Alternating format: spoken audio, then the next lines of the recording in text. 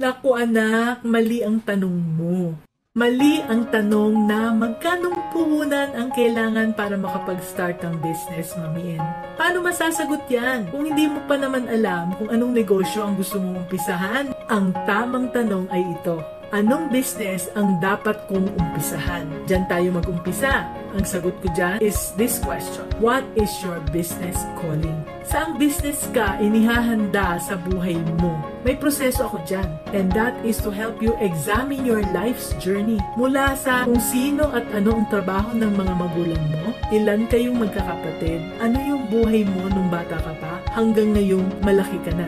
Ang business calling mo ay nakabase sa mga experiences mo at saka sa mga talents mo. Kadalasan, you take this for granted kaya hindi mo makita. When you find your business calling, umpisahan mo ang business sa maliit na puhunan. Kahit na madami ka ng pera na pangpuhunan, huwag mo munang itaya lahat. Matuto ka munang magpatakbo ng business bago mo itaya ang lahat ng savings mo. Huwag basta tumalon kung hindi mo pa alam kung gaano kalalim ang balon.